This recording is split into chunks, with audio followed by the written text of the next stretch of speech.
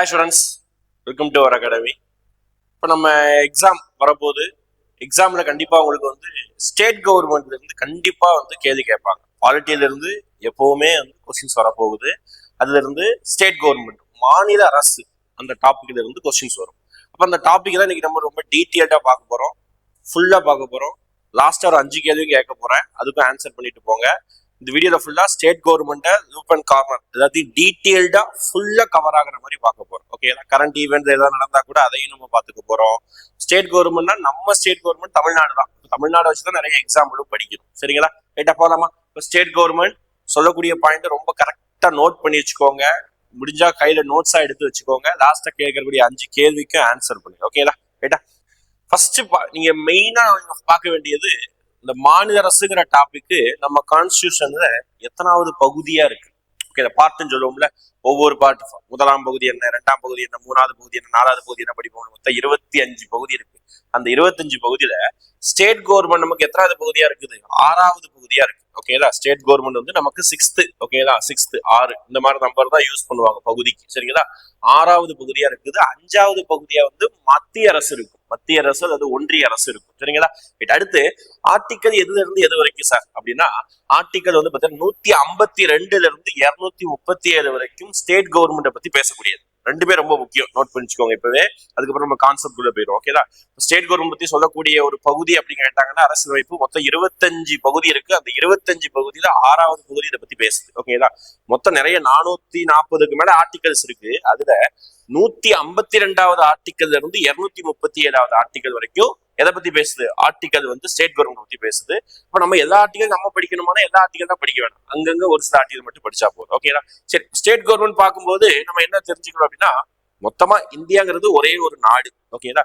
அந்த நாட்டுல மொத்தம் 28 மாநிலம் இருக்குது, 8 யூனியன் பிரதேசம் இருக்கு. ரொம்ப பேசிக்கான பாயிண்ட், ஆட்டான்னு சொல்லிடுவாங்க. இதுதான் நம்ம டாபிக்காக நான் சொல்லிடுறேன். மொத்தம் 28 மாநிலம் இருக்கு, 8 யூனியன் பிரதேசம்.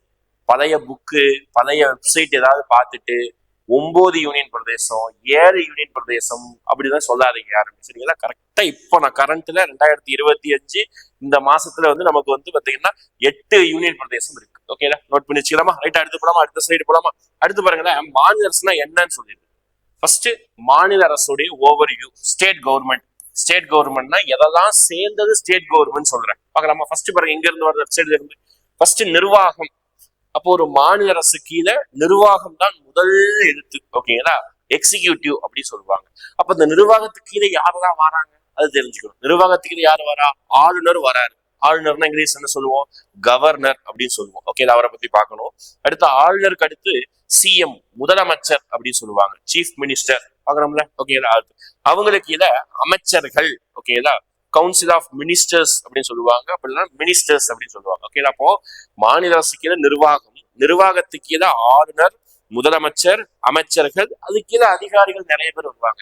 நமக்கு அந்த செயின் பார்க்க வேணாம், இந்த 3 செயின் மட்டும் பார்த்தா போதும். ஓகேங்களா? அப்போ ஆளுநரை பத்தி படிக்கணும் டீட்டெயிலா, முதலமைச்சரை பத்தி படிக்கணும், அமைச்சரை பத்தி படிக்கணும். ஓகேங்களா? அப்ப நிர்வாகம்ங்கிற ஒரு விங்கு, ஒரு தலைப்பு கீழே இது பார்க்கணும். அடுத்து பாருங்க, மாநில அரசுக்கு நிர்வாகம் பார்த்து முடிச்சிட்டோம். அடுத்து சட்டமன்றம். மாநில அரசுக்கு இருக்கக்கூடிய சட்டமன்றத்தை பத்தி பார்க்கணும். சட்டமன்றத்துல மேலவைன்னு ஒரு அவை இருக்குது, கீழவைன்னு ஒரு அவை இருக்குது. ஓகேங்களா? மேலவைனா லெஜிஸ்லேட்டிவ் அசம்பிளின்னு சொல்லுவாங்க. ஃபர்ஸ்ட் சட்டமன்றம்னு இங்கிலீஷ் சொல்றாங்க பாருங்க, லெஜிஸ்லேச்சர் அப்படின்னு சொல்லுவாங்க. அது 2 ஹவுஸ் இருக்குது. எப்படி நீங்க பாராளுமன்றத்துல லோக்சபா, ராஜ்யசபா எல்லாரும் கேள்விப்பட்டிருப்போம்ல, எல்லாரும் கேள்விப்பட்டிருப்போம். மக்களவை, மாநிலங்களவை இருக்குதோ அதே மாதிரி மாநிலத்துல மேலவை, கீழவை இருக்கும். சார், நான் தான் தமிழ்நாட்டுல இந்த மாதிரி அமைப்பே கேள்விப்பட்டது அப்படின்னு சொல்லலாம். தமிழ்நாட்டுல அப்படி ஒரு அமைப்பு இல்லை. ஓகேதா? ஆனா ஒரு காலத்துல இருந்தது, அதை பத்தி பேசலாம். சரிங்களா? அப்ப சட்டமன்றத்துல மேலவை, கீழவை இருக்கு. மேலவையோட உறுப்பினர் என்ன சொல்லுவாங்க? எம்எல்ஏ. நமக்கு எல்லாரும் தெரிஞ்சதுதான். ஓகேதா? சரி, மேலவையோடைய உறுப்பினர் மாத்தி எழுதிட்டேன். கீழவை தான் பாத்தீங்கன்னா நமக்கு அசம்பிளி அப்படின்னு சொல்லுவோம். ஓகேங்களா? மேலவை கவுன்சில். மேலவை நான் என்ன சொல்லுவேன்? கவுன்சில் தான் சொல்லுவேன். ஓகேவா? மாத்தி எழுதிருக்க பாருங்க. அப்போ மேலவை நான் என்ன சொல்றேன்? கவுன்சில் சொல்றேன். கீழவை நான் அசம்பிளி சொல்றேன். இந்த கீழவையில இருக்கக்கூடிய மெம்பரை தான் நான் என்ன சொல்றேன்? எம்எல்ஏன்னு சொல்றேன். மேலவையில இருக்கக்கூடிய மெம்பரை நான் என்ன சொல்லுவேன்? எம்எல்சி அப்படின்னு சொல்லுவேன். கவுன்சில் எம்எல்சின்னு சொல்லுவாங்க. ஓகேங்களா? இது ஜஸ்ட் என்னன்னு நோட் பண்ணி வச்சுக்கோங்க. நம்ம கிளாஸ் போகும்போது நம்ம அப்படியே பார்க்கும்போது பார்த்துக்கலாம். ஓகேங்களா. இப்ப மேலவை கீழவை இருக்கு சட்டமன்றத்துல, 2 ஹவுஸ் இருக்கணும். ஒரு சில மாநிலங்கள்ல இல்ல, ஒரு சில மாநிலங்கள்ல மட்டும்தான் 2 அவை இருக்குது. ஓகேதா. இப்ப லாஸ்டா இன்னொன்னு துறை வந்து மாநில அரசுல இருக்கக்கூடியது நீதித்துறை. ஓகேதா. ஜுடிஷியரி அப்படி சொல்லுவாங்க, நீதித்துறை. இப்ப நீதித்துறைக்குள்ள என்னதான் இருக்குது? ஹைகோர்ட் இருக்கு சார், சுப்ரீம் கோர்ட் விட்டீங்க. சுப்ரீம் கோர்ட் வந்து மத்திய அரசாங்கத்துக்கு கீழே இருக்கக்கூடிய டாபிக்ல படிக்கணும். ஓகேதா. இப்ப மாநில அரசுக்கு சுப்ரீம் கோர்ட் கிடையாது, ஹைகோர்ட். ஓகேதா. உயர் நீதிமன்றம். அடுத்து வந்து டிஸ்ட்ரிக்ட் கோர்ட். ஓகேங்களா, அதான் டிசின்னு போட்டிருக்கேன், டிஸ்ட்ரிக்ட் கோர்ட். ஓகேங்களா, மாவட்ட நீதிமன்றம். ஓகேங்களா, இதுதான் நீதித்துறையோடைய விங். ஓகேங்களா, பார்க்கலாமா? 3 பார்த்திருக்கோம். ஒன்னு நிர்வாகம், இன்னொன்னு சட்டமன்றம், இன்னொன்னு நீதித்துறை. ஓகேங்களா, சட்டமன்றத்துல மேலவை கீழவை அப்படின்னு 2 இருக்குது. நீதித்துறையில ஹைகோர்ட் டிஸ்ட்ரிக்ட் கோர்ட் இருக்குது. நிர்வாகத்துல ஆளுநர், சிஎம், அமைச்சர் இருக்கு. பார்க்கலாமா? இப்போ ஃபர்ஸ்ட் நம்ம நிர்வாகத்தை பார்க்கலாமா? இதை நோட் பண்ணி வச்சுக்கோங்க, ஸ்கிரீன்ஷாட் எடுத்து வச்சுக்கோங்க. நிறைய கீச் இருக்கிறதா, இதெல்லாம் நான் முடிஞ்சா எடுத்துடுறேன். ஓகேதா, நீங்க அவ்வளவுதான் போகுது. ஓகேதா, இதை மட்டும் ஸ்கிரீன்ஷாட் எடுத்து வச்சுக்கோங்க, ரொம்ப முக்கியம். அடுத்து போலாமா? அடுத்து நம்ம நிர்வாகத்துல ஆள் யார் சொன்னோம்? கவர்னர் சொன்னோம். அவரை பத்தி பார்க்க போறோம், ஆளுநரை பத்தி பார்க்க போறோம். ஓகேதா. இப்போ ஆளுநர்னா யாரு? ஒரு மாநிலத்துடைய மொத்த நிர்வாகத்துக்கும், ஒட்டுமொத்த நிர்வாகத்துக்குமே அவர் தான் தலைமை பொறுப்பு. அதனாலதான் அவர் என்ன சொல்லுவாங்கன்னா ஹெட் ஆஃப் ஸ்டேட் அப்படின்னு சொல்லுவாங்க. ஓகேதா. அதாவது மொத்த அரசாங்கமும் நடக்குன்னா அதுக்கு தலைமையே யார் தான் அப்படி பார்த்தீங்கன்னா ஆளுநர் தான். ஆனா ஆளுநர் வந்து ஒரு பெயரளவுல தான் தலைவரா இருப்பார். ஓகே, அவர் தான் தலைவர். ஆனா எல்லா வேலையும் இறங்கி அவரா செய்யறாரு. அவர் சொல்லியோ அல்லது வந்து முதலமைச்சர்கள் தான் அதை செய்யறாங்க. அப்போ ஆளுநரை நம்ம என்ன சொல்லுவோம்னா பெயரளவில் தலைவர் அப்படி சொல்லுவாங்க. ஓகேதா, பெயரளவில் தலைவர். இங்கிலீஷ் சொல்லும் போது நாமினல் ஹெட் அப்படின்னு சொல்லுவாங்க. ஓகேதா, ஆளுநர் வந்து நாமினல் ஹெட், சும்மா பெயருக்கு தலைவரா இருப்பார். மீதி எல்லா வேலையும் முதலமைச்சரும் அமைச்சர்கள் தான் பார்ப்பாங்க. ஓகேதா, அப்போ ஆளுநர் முடிஞ்சது. அப்போ ஆளுநரை பொறுத்த வரைக்கும் அவங்க எப்படி நியமனம் பண்றாங்க? இப்போ ஒரு ஸ்டேட்டுக்கு கம்பல்சரி ஒரு ஆளுநர் இருக்கணும், ஒரிஜினல் கான்ஸ்டியூஷன் எழுதி வைக்கும் போது. ஆனா நம்ம நிறைய விஷயத்த மாத்திட்டோம் காலப்போக்குல. உதாரணத்துக்கு 7வது அமெண்ட்மெண்ட் கேள்வி கேட்பாங்க, நோட் பண்ணி வச்சுக்கோங்க. 7வது அமெண்ட்மெண்ட் 1956, 7வது அரசியலமைப்பு சட்டத்திட்டத்தின் அடிப்படையில நம்ம என்ன மாத்திட்டோம் அப்படின்னு பாத்தீங்கன்னா, ஒரு ஆளுநர் ஒரு மாநிலம் அல்லது ஒன்றுக்கு மேற்பட்ட மாநிலங்கள்ல ஆளுநராக பதவி வகிக்கலாம் அப்படின்னு சொல்லிட்டாங்க. ஓகே, புரியுதா? ஒரு ஆளுநர் ஒரு மாநிலம் அல்லது ஒன்றுக்கு மேற்பட்ட மாநிலங்கள்ல ஆளுநராக பதவி வகிக்கலாம், நியமனம் செய்யலாம் அப்படின்னு சொல்லிட்டு ரூல்ஸை மாத்திட்டோம். எத்தனாவது வருஷத்துல இருந்து? 1956 7வது அமெண்ட்மெண்ட்ல இருந்து மாத்திட்டோம். ஓகே, சரி. இப்ப ஆளுநரை நியமனம் செய்யக்கூடியது யார்? ஒரு நிமிஷம், சரி, இதான் அழிச்சிடுறேன். ஆளுநரை நியமனம் செய்யக்கூடியது கவனிய. அப்ப ஆளுநரை யார் சார் நியமனம் பண்ணுவாங்க? சென்ட்ரல் கவர்மெண்ட் கீழே இருக்கக்கூடிய பிரசிடென்ட். ஓகேங்களா, குடியரசுத் தலைவர் தான் என்ன பண்ணுவாரு? ஆளுநரை நியமனம் செய்வார். ஓகேங்களா, ஆளுநரை ஒவ்வொரு மாநிலத்துக்கும் குடியரசுத் தலைவர் தான் என்ன பண்ணுவாரு? இவர் ஆளுநரா போடலாம் அப்படின்னு சொல்லிட்டு நியமனம் பண்ணுவார். அப்போ என்ன சார் தகுதி? யாருனாலும் ஆளுநரா போட்டுக்கலாமா? எதுவும் தகுதியெல்லாம் இருக்குன்னா தகுதி இருக்குது. ஓகே, நல்லா கவனிச்சுக்கோங்க. அதான் தகுதி, குவாலிபிகேஷன். இப்போ குவாலிபிகேஷன் என்னவா இருக்கணும்? ஃபர்ஸ்ட் சிட்டிசன் ஆஃப் இந்தியா, இந்தியாவுடைய குடிமகன். அது எல்லாத்துக்கும் இருக்கக்கூடிய குவாலிபிகேஷன் தான். இந்தியாவுடைய குடிமகனாக இருக்கணும், ஒண்ணு. அடுத்து 2வது பாத்தீங்கன்னா 35 வயது நிரம்பியவரா இருக்கணும். நோட் பண்ணி வச்சுக்கோங்க, ரொம்ப முக்கியம். இதுதான் கேள்வியை கேட்பாங்க, ஆளுநருக்கு எத்தனை வயது நிரம்பி இருக்கணும்னா 35 வயது நிரம்பியவர் தான் ஆளுநராக நியமிப்பாங்க. ஓகேங்களா, அடுத்து 2 குவாலிபிகேஷன் முடிஞ்சது. அடுத்து இவர் வந்து எம்எல்ஏவா இருக்கக்கூடாது, எம்பியா இருக்கக்கூடாது, அரசுக்கு ஆதாயம் தரக்கூடிய எந்த பதவியிலையும் இருக்கக்கூடாது. ஓகேங்களா, அடுத்த ஒரு குவாலிபிகேஷன். அதுக்கப்புறம் எப்பவுமே ஆளுநரை நியமனம் பண்ணும்போது, ஆளுநர் யார் நியமனம் பண்றா? குடியரசுத் தலைவர் தான் நியமனம் பண்ணுவார். ஓகே, எப்பவுமே ஆளுநர் நியமனம் பண்ணும்போது அது குவாலிபிகேஷன் கிடையாது, நம்ம மரபாக ஃபாலோ பண்றோம். என்ன ஃபாலோ பண்றோம்? ஒரு மாநிலத்துடைய ஆளுநரை அந்த மாநிலத்து நபரையே நியமனம் பண்ண மாட்டோம், வேற ஏதாவது மாநிலத்துடைய நபராக நியமனம் பண்ணுவோம். உதாரணத்துக்கு இன்னைக்கு டேட்ல தமிழ்நாட்டுடைய ஆளுநராக கிளாஸ் எடுக்கும்போது மேபி ஃபியூச்சர்ல மாறலாம், தமிழ்நாட்டுடைய ஆளுநராக ரவி, RN ரவின்னு ஒருத்தர் இருக்கார். ஓகேங்களா, அப்ப அவர் வந்து பாத்தீங்கன்னா தமிழ்நாட்டை சேர்ந்தவரா? கிடையாது, அவர் வேற மாநிலத்தை சேர்ந்தவர். அப்போ ஒரு மாநிலத்துடைய ஆளுநர் அந்த மாநிலத்தை சேர்ந்தவராக இருக்கக்கூடாது. இது ரூல்ஸ் கிடையாது, இது ஒரு மரபு. ஓகேங்களா, ஒண்ணு. அடுத்து பாத்தீங்கன்னா ஒரு மாநிலத்துடைய ஆளுநர் நியமிக்கும் போது அந்த மாநிலத்துடைய முதலமைச்சர் கிட்ட ஒரு கன்சல்ட் பண்ணிக்கணும். ஓகேங்களா, பெர்மிஷன் வாங்கணும் கிடையாது. நான் ஒரு தமிழ்நாட்டுக்கு குடியரசு ஆளுநர் புதுசா நியமிக்க போறவர்னா தமிழ்நாட்டுடைய முதலமைச்சர் கிட்ட மத்திய அரசாங்கத்திலிருந்து குடியரசுத் தலைவர் சார்பாக ஒரு கன்சல்ட், ஓகே, ஒரு பரிந்துரை கேட்டுக்கணும். இவங்களை நாங்க நியமிக்க போறோம், நியமிக்கலாமா அப்படின்னு சொல்லிட்டு கேட்டுக்கணும். ஓகேங்களா, இந்த 2யும் எழுதப்படாத ரூல்ஸ் நம்ம ஃபாலோ பண்றோம். ஓகேங்களா, இது ரொம்ப பேசிக்கா கவனிச்சுக்கோங்க. மேற்படி இதுதான் ரொம்ப முக்கியம். யார் நியமனம் பண்றா? குடியரசுத் தலைவர். தகுதி என்ன வயது, 35 வயது, குடிமகனாக இருக்கணும், ஆதாயம் தரும் பதவியில இருக்கக்கூடாது. சரி, அப்ப ஆளுநரை நியமிச்சாச்சு. எப்படி ஆளுநர் வந்து பதவியேற்பு செய்யணும்ல? ஓகேதா? யாரு பதவியேற்பு செய்வா? அப்ப யாரு பதவி நியமனம் பண்றாங்களோ அவங்கதான் மேக்சிமம் பதவியேற்பு செய்வாங்க. அப்ப இவங்க குடியரசுத் தலைவர் ஒவ்வொரு மாநிலத்துக்கும் இதுக்காக போக முடியாதுல்ல, அவருக்கு 1008 வேலை இருக்கும். அதனால குடியரசுத் தலைவருடைய பெயர்ல அந்த மாநிலத்துடைய உயர் நீதிமன்றத்துடைய நீதிபதி தான் என்ன பண்ணுவாரு, பதவி பிரமாணம் செய்வார். நோட் பண்ணி வச்சுக்கோங்க, 3 பாயிண்ட் ரொம்ப முக்கியம். ஓகேங்களா? இப்போ பதவி பிரமாணம் யார் செய்து வைப்பாங்கன்னா, அந்த மாநிலத்துக்குன்னு ஒரு உயர் நீதிமன்றம் இருக்கும்ல, அந்த உயர் நீதிமன்றத்துடைய நீதிபதி தான் இதற்கு பதவி பிரமாணம் செய்து வைப்பார் ஆளுநர். முடிஞ்சு போச்சா? இப்போ ஆளுநருக்குரிய 3 பாயிண்ட் ரொம்ப முக்கியமான பாயிண்ட் பார்த்துட்டோம். இதுல ஆளுநருக்கு வந்து பாத்தீங்கன்னா நியமனம் பண்றது சொன்னா ஒண்ணுக்கு மேற்பட்ட மாநில நியமனம் பண்ணலாம். அடுத்து வந்துருங்க, அடுத்து பாருங்களேன்.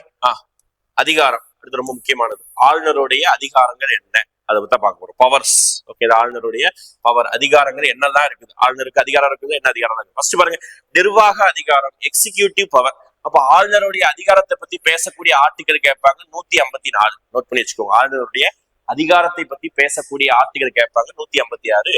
அப்ப நிர்வாக அதிகாரம் என்னதான் நிர்வாக அதிகாரம் இருக்கு அப்படின்னு பாக்கலாமா? ஃபர்ஸ்ட் பாத்தீங்கன்னா, இவர் தான் ஆளுநர் தான் அந்த மாநிலத்துடைய எல்லா பெரிய பொறுப்புகளை நியமனம் பண்றதே அவர் தான். உதாரணத்துக்கு சிஎம், ஓகேடா, முதலமைச்சரை நியமனம் பண்றது ஆளுநர் தான். மினிஸ்டர்ஸ், அமைச்சர்களை நியமனம் பண்றது ஆளுநர் தான் நியமனம் பண்ணுவாரு. இதெல்லாம அந்த ஸ்டேட்டோடைய, உதாரணத்துக்கு அந்த ஸ்டேட்டோடைய ஸ்டேட் பப்ளிக் சர்வீஸ் கமிஷன் இருப்பாங்க. உதாரணத்துக்கு நம்ம தமிழ்நாட்டுல டிஎன்பிஎஸ்சி இருக்கா, அந்த டிஎன்பிஎஸ்சியோடைய சேர்மனை யார் தான் நியமனம் பண்ணுவாங்கன்னா ஆளுநர் தான் நியமனம் பண்ணுவாங்க. அப்படி நோட் பண்ணி வச்சுக்கோங்க. ஓகேங்களா? நிர்வாக அதிகாரம் போட்டுக்கோங்க. சிஎம் முதலமைச்சரை நியமனம் செய்வது, அமைச்சர்களை நியமனம் செய்வது, பப்ளிக் சர்வீஸ் கமிஷன் சொல்லுவாங்க. ஓகேங்களா? தேர்வு ஆணையத்தை இருக்கக்கூடிய உறுப்பினர்களை நியமனம் செய்வது, இது எல்லாமே ஆளுநர் செய்வாரு. மற்றும் ஒவ்வொரு மாநிலத்துடைய நிதி ஆணையம் சொல்லுவாங்க, மாநில நிதி ஆணையம், அதுக்குரிய உறுப்பினர்களையும் அதுக்குரிய தலைவரையும் நியமனம் செய்வது ஆளுநர் தான். இது எல்லாமே ஆளுநருடைய நிர்வாக அதிகாரம். இது எல்லாம ஆளுநருடைய நிர்வாகத்தின் பேர் தான் தமிழ்நாடு முழுவதும் எல்லா வேலையும் நடக்கும். ஓகேங்களா? அடுத்து பிறகு சட்டமன்ற அதிகாரம். ஓகே, சட்டமன்ற அதிகாரம் என்ன? ஓகேங்களா?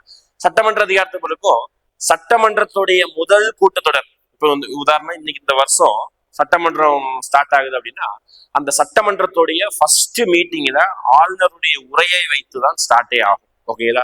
நோட் பண்ணி வச்சுக்கோங்க. ஓகேங்களா?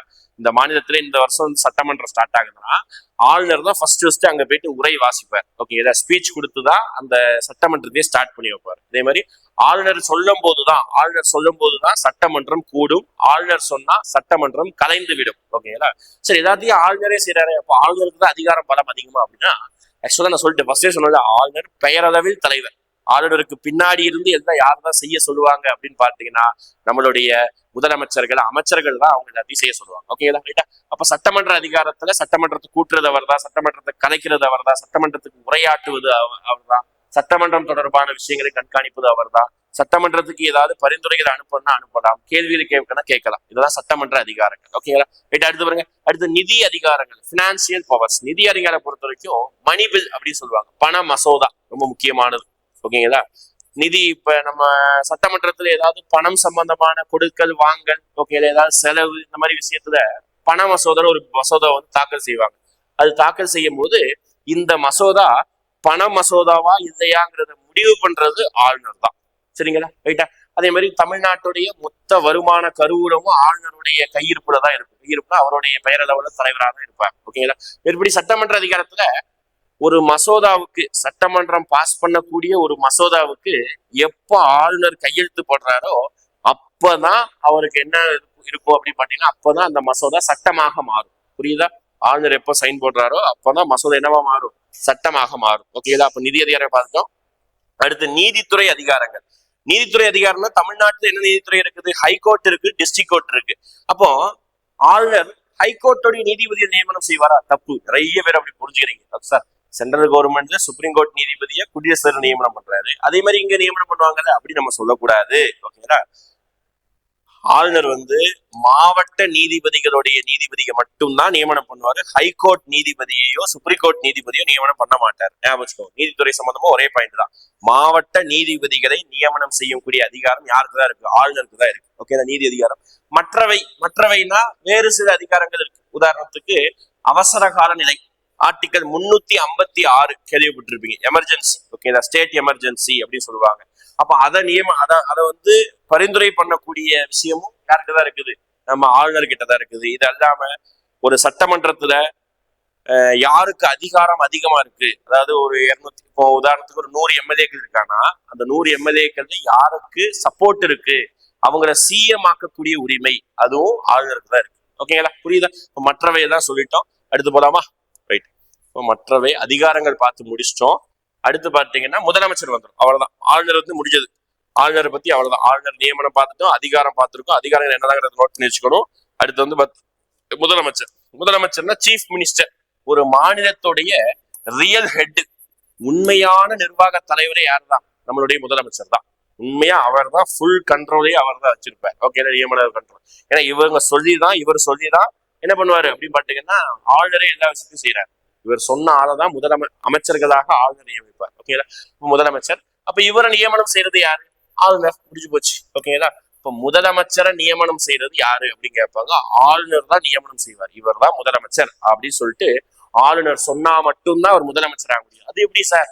அப்ப ஆளுநருக்கும் முதலமைச்சருக்கும் ஆகாம இருந்திருக்குன்னா அதெல்லாம் நடக்காது. அதெல்லாம் மரபுன்னு ஒண்ணு இருக்குது. சட்டமன்றத்துல எம்எல்ஏக்கள் யாரு வந்து அதிகமா சப்போர்ட் பண்றாங்களோ அவங்கதான் முதலமைச்சராக வர முடியும். அப்ப அவங்க முதலமைச்சரா வரும் பொழுது ஒரு ஆளுநர் வந்து நீங்க நிராகரிக்கவே முடியாது. அப்ப ஆளுநர் தான் நியமனம் பண்ணுவாரு. அப்ப என்ன சார் தகுதி இருக்கு முதலமைச்சர் ஆகிறதுக்கு? முதலமைச்சர் ஆகிறதுக்கெல்லாம் தகுதி எதுவுமே கிடையாது. ஓகேங்களா, சார் எம்எல்ஏ ஆகணும், எம்எல்ஏ கூட தேவையில்லை. ஓகேங்களா, ஃபர்ஸ்ட் முதலமைச்சர் ஆகிட்டு அதுக்கப்புறம் கூட எம்எல்ஏவா ஆகிக்கலாம். ஓகேங்களா, அப்ப நியமனம் செய்வதற்கு தகுதி என்று எதுவுமே கிடையாது. நியமனம் ஆளுநரா நியமிக்கப்படுவார். அடுத்து பாருங்க, அதிகாரம். முதலமைச்சருக்கு அதிகாரம் என்ன இருக்கு அப்படின்னா, அமைச்சர்களை துறைகளை அலாக்கேட் பண்ணுவது, துறைகளை ஒதுக்குவது. ஓகேங்களா, முதலமைச்சர் இருக்காரு, அவருக்கு இதை நிறைய அமைச்சர்கள் இருக்காங்க வச்சுக்கோங்க. இந்தந்த அமைச்சருக்கு இந்தந்த துறை அப்படின்னு சொல்றது யார் தான் சொல்லுவாங்க, முதலமைச்சர் தான் சொல்லுவாங்க. இது இல்லாம மாநிலத்துடைய மொத்த நிர்வாகமும் இவர் தான் வந்து நிர்வகிப்பாரு. இவர் முதலமைச்சர் கீழே ஒரு சில துறைகள் இருக்கும். உதாரணத்துக்கு தமிழ்நாட்டு முதலமைச்சர் கீழே காவல்துறை, உள்துறை அவர்கிட்ட தான் இருக்குது. ஓகேங்களா, அப்போ அதிகாரங்கள் வந்து பாத்தீங்கன்னா முதலமைச்சருக்கு இவ்வளவு தான் இருக்குது. ஓகேங்களா, ஓவரால் நிர்வாகம் உண்மையான தலைவரை யாருன்னு கேட்டீங்கன்னா ஒரு மாநிலத்துக்கு அவர் தான் தலைவர். ஓகேங்களா, முதலமைச்சர் முடிஞ்சதா? அப்ப முதலமைச்சர் பெயரை சொல்லிதான் முதலமைச்சர் கை காமிக்கக்கூடிய ஆட்கள் தான் அமைச்சர்களாக நியமனம் செய்யக்கூடிய அமைச்சர்களாக இருக்காங்க. ஓகேங்களா, அடுத்து ரொம்ப முக்கியமான ஆர்டிகல்ஸ் படிக்கணும். ஓகே, 2 ஆர்டிகல், ஒன்னு 164, இன்னொன்னு 163. அதை கவனிச்சுக்கோங்களேன். ஆளுநர். ஓகேங்களா, ஆளுநர் தான் ஆர்டிகல் 164 அடிப்படையில சிஎம்ஐயும் அமைச்சரையும் நியமனம் செய்வார். ஓகேங்களா, அப்பாயிண்டட் நியமனம். ஓகேங்களா, ஆர்டிகல் ரொம்ப முக்கியம். ஆளுநர் தான் என்ன பண்ணுவாரு, நான் சொன்னத முதலமைச்சரையும் அமைச்சர்களையும் நியமனம் செய்யக்கூடிய ஆளே யாருதான், ஆளுநர் தான். ஓகேங்களா, அதுக்கு ஆர்டிகல் என்ன ஆர்டிகல் பயன்படுத்த நோட்டிஃபிகேஷன் ரொம்ப முக்கியமானது, 164வது ஆர்டிகல். அடுத்து அதே அமைச்சர்களும் முதலமைச்சர் தான் என்ன செய்வாங்க அப்படின்னு பாத்தீங்கன்னா, ஆளுநருக்கு ரெக்கமெண்டேஷன் கொடுப்பாங்க, பரிந்துரைகள் கொடுப்பாங்க, பரிந்துரை ரெக்கமெண்டேஷன் கொடுப்பாங்க. ஓகேங்களா, புரியுதா? அப்போ அதே முதலமைச்சரும் அதே அமைச்சர்கள் தான் ஆர்டிகல் 163 அடிப்படையில் ஆளுநருக்கு பரிந்துரை கொடுப்பாங்க. அப்ப ஆளுநர் இவங்க என்ன சொல்றாங்களோ அதுதான் ஆளுநர் வந்து வெறும் சைனிங் அத்தாரிட்டி தான், கையெழுத்து போடக்கூடிய அதிகாரம் தான் இருக்குது. அதுக்கு சொல்லக்கூடிய ஆர்டிகல் 163. இந்த 2 ஆர்டிகளும் இந்த டாபிக்ல ரொம்ப முக்கியம். ஓகேங்களா, தெளிவா நோட் பண்ணி வச்சுக்கோங்க. அடுத்து போலாம். அடுத்து சட்டமன்றம் பார்த்துடலாம். அப்ப ஆளுநரை பத்தி முடிஞ்சது, முதலமைச்சரை பத்தி முடிந்தது, அமைச்சர்களை பத்தி முடிந்தது, நமக்கு நிர்வாகம் அழகு முடிஞ்சது, அட்மினிஸ்ட்ரேஷன் முடிஞ்சது. ஓகே, எக்ஸிகியூட்டிவ் முடிஞ்சது. அடுத்து சட்டமன்றம். சட்டமன்றத்தை பொறுத்த வரைக்கும் 2 இருக்குன்னு சொன்னோம். ஓகே, என்னதான் சொன்னோம், மேலவை கீழவை. ஓகேங்களா, எம்எல்ஏக்கள் கொண்ட அவை, இன்னொன்னு எம்எல்சிகளை கொண்ட அவை, அப்படி சொல்லிட்டு 2 அவை இருக்கு. ஓகேங்களா, சரி சார், அதான் ஈரவைன்னு சொல்லுவாங்க. மாநிலத்துல ஒவ்வொரு மாநிலத்திலும் ஈரவை இருக்கு, பை கேமரலிசம் அப்படி சொல்லுவாங்க, பை கேமரல் இருக்குது. அப்போ இந்தியாவில் வந்து 28 மாநிலம் இருக்கு சார். அப்போ எத்தனை மாநிலத்துல வந்து பாத்தீங்கன்னா 2 அவை இருக்குது அப்படின்னா ரொம்ப முக்கியம், கேட்பாங்க. 6 மாநிலத்துல இருக்கு. ஓகேங்களா, இந்தியாவில் 28 மாநிலம் இருக்கு. 28 மாநிலத்துல மொத்தம் இருக்கக்கூடிய மாநிலத்துல வெறும் 6 மாநிலத்துலதான் பை கேமரல், ஓகேங்களா, ஈரவை இருக்கு. மீதி இருக்கக்கூடிய 22 மாநிலத்திலையும் ஒரே ஒரு அவை தான். ஒரே ஒரு அவைனா என்ன அவை தான் இருக்கும், எம்எல்ஏக்கள் கொண்ட அவை தான் இருக்கும். எம்எல்சி வச்சுக்கலாம், இல்லைன்னா வேணாம். ஓகேங்களா, ரைட்டா? அப்ப அந்த 6 மாநிலங்கள் என்னெல்லாம் அப்படின்றத பாக்கலாமா? அப்ப 6 மாநிலங்கள் என்னெல்லாம் அப்படின்னு பாத்தீங்கன்னா, ஒண்ணு வந்து கீழ இருந்து வரலாம். இந்தியா மேப்ல கீழ இருந்து வரும்போது பாருங்களேன், தமிழ்நாடு கேரளா கிடையாது, ஆந்திராவில இருக்கு. ஓகேதா, ஈரவையில் அந்த 6 மாநிலம் எல்லாம் நோட் பண்ணி வச்சுக்கோங்க. ஆந்திராவில இருக்கு.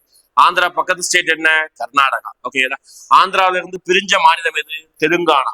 ஓகேங்களா, தெலுங்கானா, ஓகேங்களா, முடிஞ்சதா? 3 ஸ்டேட் முடிஞ்சது. இந்தியாவிலேயே வந்து பார்த்தீங்கன்னா பொருளாதாரத்துல பெரிய மாநிலம்னா எது? மகாராஷ்டிரா, அங்கேயும் இருக்குது. ஓகேங்களா, சைஸ் விட்டுருங்க, மக்கள் தொகையில பெரிய மாநிலம் எது? உத்தரப்பிரதேசம், யூபியில இருக்கு. யூபி பக்கத்து மாநிலம் என்னது? பீகார். அவ்வளவுதான், நோட் பண்ணி வச்சுக்கோங்க. மொத்தம் இந்த 6 மாநிலத்துல பை கேமரல் ஈரவை இருக்குது. ஆந்திரா, கர்நாடகா, தெலுங்கானா, மகாராஷ்டிரா, உத்தரப்பிரதேசம், பீகார் வந்துருச்சா? 3 3 6 மாநிலம். நோட் பண்ணி வச்சுக்கோங்க. இதை மேப் படி படிச்சுன்னா ஈஸி. சவுத்துல ஆந்திரா, கர்நாடகா, தெலுங்கானா. ஓகேங்களா, நமக்கு கர்நாடகா மேல மகாராஷ்டிரா, இதெல்லாம் ஒரு கேங். தனியா இருக்குது உத்தரப்பிரதேசம், பீகார். முடிஞ்சு போச்சு. 6 மாநிலத்துல ஈரவை இருக்குது. ரொம்ப முக்கியம், நோட் பண்ணி வச்சுக்கோங்க. சார், இப்ப தமிழ்நாட்டுல ஈரவை தான். ஆமாப்பா, தமிழ்நாட்டு ஈரவை தான் தெரிஞ்சிருக்குமே. நம்ம ஊர்ல எம்எல்ஏக்கள் மட்டும் தான் அதிகமா கேள்விப்பட்டிருப்போம். எம்எல்சிங்கிற பதவி எங்கேயாவது தமிழ்நாட்டுல கேள்விப்பட்டிருக்க முடியும். ஏன்னா தமிழ்நாட்டுல எம்எல்சி பதவி இல்லை. அப்ப எங்க சார் போச்சு தமிழ்நாட்டுல? நம்ம தமிழ்நாட்டுல ரொம்ப வருஷத்துக்கு முன்னாடி ஒழிச்சு கட்டிட்டோம். என்னைக்கு ஒழிச்சு கட்டுங்கிறத பேசலாம். ஓகேங்களா, அதுக்கு முன்னாடி சட்டப்பேரவை பத்தி பேசிடலாம். ஓகேங்களா, சட்டப்பேரவைன்னா சொன்னது ஒரு அவை. எம்எல்ஏக்கள் அவங்களோட அவைக்கு பெயர் தான் சட்டப்பேரவை அப்படி சொல்லுவாங்க. ஓகேங்களா, அதாவது கீழவை அப்படி சொல்லுவாங்க. கரெக்டான வார்த்தை வந்து லெஜிஸ்லேட்டிவ் அசம்பிளி, சட்டப்பேரவை தான் கரெக்டான வார்த்தை. இப்போ ஒரு சட்டப்பேரவையில ஒரு மாநிலத்துல மேக்சிமம் எவ்வளவு இருக்கலாம் அப்படின்னா மேக்சிமம் 500 வரைக்கும் இருக்கலாம். ஸ்ட்ரென்த், மொத்த ஸ்ட்ரென்த் கேட்கறேன். ஓகேங்களா, 500 வரைக்கும் மேக்சிமம் இருக்கலாம். மினிமம் 60 இருக்கலாம். ஓகேங்களா, மேக்சிமம் 500 இருக்கலாம், மினிமம் 60. 500 தான் ஒரு மாநிலத்தில் இருக்கா சார் அப்படின்னா கிடையாது. எங்கேயும் 500 எல்லாம் கிடையாது. உத்தரப்பிரதேசம் இருக்கிறதே மேக்சிமம், அதுலயே வந்து 402 403 தான். ஓகேங்களா, அப்போ மினிமம் 60. ஆனா ஒரு சில மாநிலங்கள் அந்த மினிமம் விடையும் கம்மியா இருக்கு. ஓகேங்களா, சிக்கிம்ல தான் ரொம்ப கம்மி, நாகாலாந்துல கம்மி. ஓகேங்களா, சொல்றாங்க ரூல்ஸ் படி 500 60. இதை நோட் பண்ணி வச்சுக்கோங்க. அடுத்து சரி சார், உதாரணத்துக்கு தமிழ்நாட்டுல எங்க எத்தனை எம்எல்ஏக்கள் சார், எத்தனை அசம்பிளி, எத்தனை தொகுதி இருக்குது அப்படின்னு 234. ஓகேங்களா, ஞாபகம் வச்சுக்கோங்க.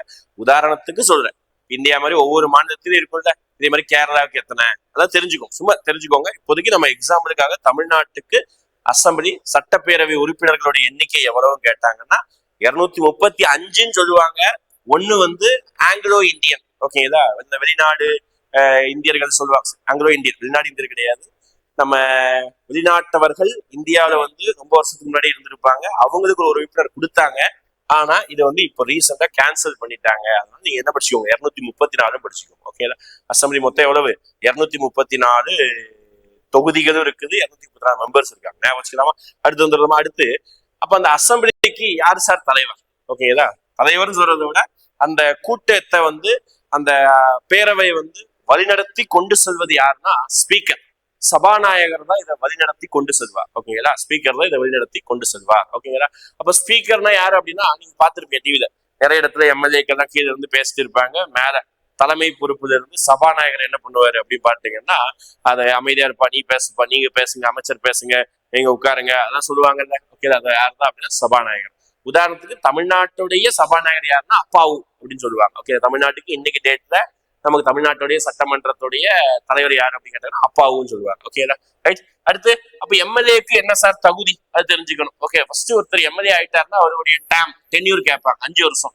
நான் ஆளுநருக்கு டென்யூர் சொல்ல மறந்துட்டேன். ஆளுநருக்கு வந்து பாத்தீங்கன்னா 5 வருஷம் காலம். ஓகே, ஆளுநருடைய காலம், ஆட்சி காலம் வந்து 5 வருஷம். இந்த மாதிரி எம்எல்ஏக்களுடைய காலமும் பாத்தீங்கன்னா 5 வருஷம்.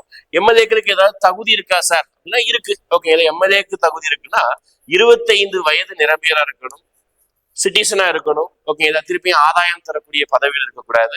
மேற்படி ரூல்ஸ் ஏதாவது புதிய வந்ததுன்னா அது வரணும். மெயினா ஏஜ் தான் கேட்பாங்க. ஓகே, 25 வயது நிரம்பியவரா இருக்கணும். எதுக்கு அப்படின்னா எம்எல்ஏ ஆகுவதற்கு. சரியா, அடுத்து எம்எல்ஏ சேவை தனியா சொல்றேன். இவங்களுடைய காலம் பார்த்தீங்கன்னா 5 வருஷம். எம்எல்ஏக்களுடைய காலம் வந்து 5 வருஷம். அதனாலதான் நம்ம ஊர்ல 5 வருஷத்துக்கு இருக்க வந்து என்னது இருக்குது, தேர்தல் நடக்குது. முதலமைச்சருடைய காலமும் 5 வருஷம், அமைச்சர்களுடைய காலமும் அது 5 வருஷம் சொல்ல முடியாது. அது வந்து ப்ரெஷர் ஆஃப் கவர்னர்னு சொல்லுவாங்க. கவர்னர் நினைக்கிறதுனால அவங்க மாத்திக்குவாங்க. ஓகேங்களா, எம்எல்ஏக்கள் முடிஞ்சதா? அடுத்து போலாமா? அடுத்த பிறகு சட்ட கீழவை.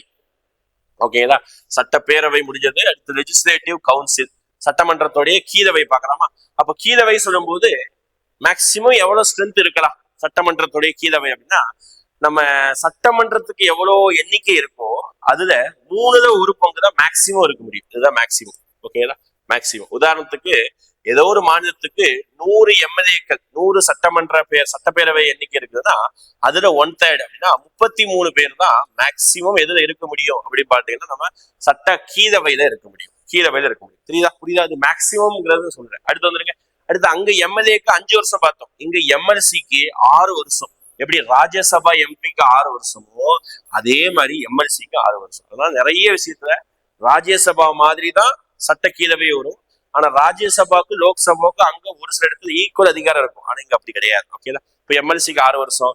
எம்எல்சி ஆகுறதுக்கு வயசு அங்க எம்எல்ஏ ஆகுறதுக்கு 25 வயது இருந்தா போதும். பாருங்க 25 வயது தான் சொன்னேன்.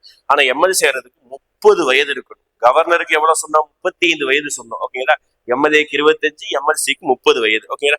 சார் தமிழ்நாட்டுல நான் கேள்விப்பட்டதே இல்லை அப்படின்னு சொன்னீங்க. ஆமா, தமிழ்நாட்டுல கேள்விப்பட்டிருக்க மாட்டேங்க. ஏன் அப்படின்னா தமிழ்நாட்டுல 1986 நவம்பர் 1ஆம் தேதியிலிருந்து நம்ம என்ன பண்ணிட்டோம் அப்படி பாத்தீங்கன்னா அதை நம்ம கேன்சல் பண்ணிட்டோம். சட்ட கீழவை வந்து நம்ம என்ன பண்ணிட்டோம்? கலைச்சிட்டோம். ஓகேங்களா? சட்ட கீழவை கீழவை சொல்லக்கூடாதுல்ல, சட்ட மேலவை தான் எழுதணும். சாரிப்பா, சட்ட மேலவை அதுதான். ஓகேங்களா? அப்ப நம்ம என்ன பண்ணிட்டோம்? சட்ட மேலவை வந்து நம்ம என்ன பண்ணிட்டோம்? கலைச்சிட்டோம். ஓகேங்களா? என்னைக்கு கலைச்சோம் அப்படின்னா தமிழ்நாடு ரிலேட்டடா கரண்ட் அஃபேர்ஸ், தமிழ்நாடு ரிலேட்டடா பாயிண்ட் பார்க்கணும்னா இது ரொம்ப முக்கியம். ஓகே, தமிழ்நாட்டுல 1986 நவம்பர் 1ஆம் தேதியில இருந்து எம்ஜிஆர் இருந்தாரு. அப்போ எம்ஜிஆர் தான் என்ன பண்ணிட்டாரு? இந்த மாதிரி 2 ஹவுஸ் 2 அவையெல்லாம் தேவை கிடையாதுன்னு சொல்லிட்டு ஒரு அவையை கலைச்சு விட்டாரு. ஓகேங்களா? ரைட்டா? அடுத்து வரலாமா? அடுத்து இந்த சட்ட கீழவையை பத்தி மேலவையை பத்தி பாத்துடலாமா? ஓகேங்களா? சட்ட மேலவையை பத்தி பார்க்கும்போது உறுப்பினர்கள் இருப்பாங்கல்ல, மொத்தம் எவ்வளவு உறுப்பினர்களோ அவங்க எல்லாம் எப்படி சார்? எம்எல்ஏன்னா நம்ம எல்லாரும் ஓட்டு போடுறோம். ஓகே, திருப்பி சொல்றப்ப தெளிவாக கவனிச்சுக்கோங்க. எம்எல்ஏக்கள் நேரடி தேர்தல் மூலமாக நியமனம் செய்யப்படுகிறார்கள். எம்எல்ஏக்கள் நேரடி தேர்தல் மூலமாக நியமனம் செய்யப்படுகிறார்கள். ஆனா எம்எல்சிக்கள் மறைமுக தேர்தல் மூலமாக நியமனம் செய்யப்படுகிறார்கள். எம்எல்சி என்ன பண்றாங்க? மறைமுக தேர்தல் அடிப்படையில் நியமனம் செய்யப்படுகிறார்கள். 2 விஷயம் தான் வச்சுக்கணும். ஓகேங்களா? அப்போ எம்எல்சிகள் நியமனம் பண்றதற்கு எப்படிதான் நியமனம் பண்றாங்க? அதுதான் அடுத்த கேள்வி. ஓகேங்களா? அப்ப மொத்த உறுப்பினர்கள்ல 1/3 பங்கு உறுப்பினர்கள் உள்ளாட்சி அரசாங்கத்து மெம்பர் இருப்பாங்கல்ல, பஞ்சாயத்து தலைவர், வார்டு கவுன்சிலர், வார்டு மெம்பரு, இவங்க எல்லாம் சேர்ந்து ஓட்டு போட்டு மொத்தம் எவ்வளவு பேர் இருக்காங்களோ அதுல 1/3 பங்கு உறுப்பினர்களை உள்ளாட்சி அரசாங்க உறுப்பினர்கள் தான் தேர்ந்தெடுப்பாங்க. ஓகேங்களா? அடுத்து 1/3 பங்கை எம்எல்ஏக்கள் தான் ஓட்டு போட்டு தேர்ந்தெடுப்பாங்க. பாருங்க, நம்மெல்லாம் வார்டு மெம்பருக்கும் கவுன்சிலருக்கும் ஓட்டு போடுறோம். அவங்க எல்லாம் ஓட்டு போட்டுதான் எம்எல்சியில மொத்தத்துல ஒரு 1/3 பங்கை தேர்ந்தெடுக்கிறாங்க. நம்ம தான் ஓட்டு போட்டு தேர்ந்தெடுக்கப்பட்டவர் தான் எம்எல்ஏ. எம்எல்ஏக்கள் எல்லாரும் சேர்ந்துதான் பாத்தீங்கன்னா 1/3 பங்கு இவங்களை தேர்ந்தெடுக்கிறாங்க. இப்போ 1/3 பங்கு 1/3 பங்கு. அடுத்து 12/1 பங்கு பட்டதாரிகள் மட்டும் ஓட்டு போடுவாங்க. பட்டதாரிகள்னா யாரு? கிராஜுவேட்ஸ், டிகிரி படிச்சவங்க. அவங்க மட்டும் ஓட்டு போடுவாங்க. மொத்த எண்ணிக்கையில 12/1 பங்கு. ஓகேங்களா? புரியுதா? அடுத்து மீதி இன்னும் இருக்கக்கூடிய 12/1 பங்கு ஆசிரியர்கள், டீச்சர்ஸ், ஸ்கூல் டீச்சர்ஸ் எல்லாரும் சேர்ந்து ஓட்டு போட்டு தேர்ந்தெடுப்பாங்க. 12/1 பங்கு. ஓகேங்களா? அடுத்து பாருங்க மீதி இருக்கக்கூடிய மீதி 6/1 பங்கு. ஓகேங்களா? மீதி இருக்கக்கூடிய 6/1 பங்கு உறுப்பினர்களை ஆளுநர் வந்து என்ன பண்ணுவாரு? நியமனம் பண்ணுவாரு. ஓகேங்களா? புரியுதா? இந்த நம்பர்ஸ் வந்து ரொம்ப முக்கியம், நோட் பண்ணி வச்சுக்கோங்க. மொத்தம் இருக்கக்கூடிய உறுப்பினர்கள்ல 3/1 பங்கு எம்எல்ஏ உள்ளாட்சி நிறுவனம், 12/1 பங்கு பட்டதாரி, 12/1 பங்கு வந்து ஆசிரியர்கள், 6/1 பங்கு நியமன உறுப்பினர்கள் ஆளுநரால் நியமனம் செய்யப்படுவார்கள். ஓகேங்களா? ரைட்டா? ரைட். அடுத்து போலாமா? அடுத்து வந்து ஆர்டிகல் 169 ரொம்ப முக்கியம். 169 ரொம்ப முக்கியம். ஓகேங்களா? என்ன முக்கியம்? ஒரு மாநிலத்துக்கு எம்எல்சி தேவையா தேவையில்லையா? ஓகேங்களா? ஒரு மாநிலத்துக்கு எம்எல்சி என்பது தேவையா தேவையில்லையா அப்படிங்கிறத சொல்லக்கூடிய ஆர்டிகல் 169 தான். உதாரணத்துக்கு இன்னைக்கு டேட் தமிழ்நாட்டுல எம்எல்சி அந்த சட்ட லெஜிஸ்லேட்டிவ் கவுன்சில் அப்படிங்கிற ஒரு அமைப்பே இல்லை. ஓகேங்களா? நாளைக்கு வேணும் தமிழ்நாட்டுக்கு உருவாக்கிக்கலாம் அப்படின்னு நம்ம நினைச்சோம்னா நம்ம என்ன பண்ணணும் அப்படின்னா ஆர்டிகல் 169 யூஸ் பண்ணி நம்ம ரெக்கமெண்டேஷன் கொடுத்து நம்ம ஒரு தீர்மானத்தை நிறைவேற்றி அதை பாராளுமன்றத்துக்கு போய் பாராளுமன்றத்துல அதை நிறைவேற்றினா மட்டும்தான் தமிழ்நாட்டுக்கு லெஜிஸ்லேட்டிவ் அசம்பிளி உருவாகும். புரியுதா? இப்போ இந்த மாநிலம் தேவையில்லை அப்படின்னு கலைச்சிக்கலாம். அதை சொல்லக்கூடிய ஆர்டிகல் 169 சரத்து 169. ஓகேங்களா? சரி, சட்டமன்றத்துக்கு என்னதான் சார் அதிகாரங்கள்? சட்டமன்றத்துக்கு நிறைய அதிகாரம் இருக்குது. ஒரு மசோதாவை தாக்கல் பண்றது சட்டமன்றத்துலதான் தாக்கல் பண்ணுவாங்க. 2 சட்டமன்றத்திலையும் 2 ஹவுஸ் இருந்தா 2லையும் தாக்கல் பண்ணி தான் வரும். பண மசோதாவை தாக்கல் பண்ணுவாங்க. முக்கியமான விஷயங்களை வந்து சட்டமன்றத்துல விவாதம் பண்ணுவாங்க. முதலமைச்சர் வந்து இவர் தான் முதலமைச்சரா இருக்கணும்னு சொல்லக்கூடிய முடிவு பண்றதே சட்டமன்ற எம்எல்ஏக்களுடைய எண்ணிக்கை தான் முடிவும் பண்ணும். ஓகேங்களா?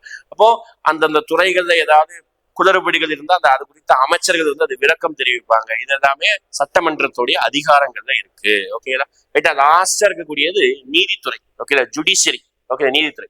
அப்ப நீதித்துறையை பொறுத்த வரைக்கும் ரொம்ப சிம்பிள் தான். தமிழ்நாட்டுல ஹைகோர்ட், மெட்ராஸ் ஹைகோர்ட் அப்படின்னு சொல்லிட்டு இருக்குது. நம்ம ஊர்ல பிரிட்டிஷ் காலத்திலே உருவாக்கிட்டோம் ஹைகோர்ட்டை. 1862 வருஷத்திலே நம்ம ஊருக்கான ஹைகோர்ட் வந்து மெட்ராஸ் ஹைகோர்ட்டை உருவாக்கிட்டோம்.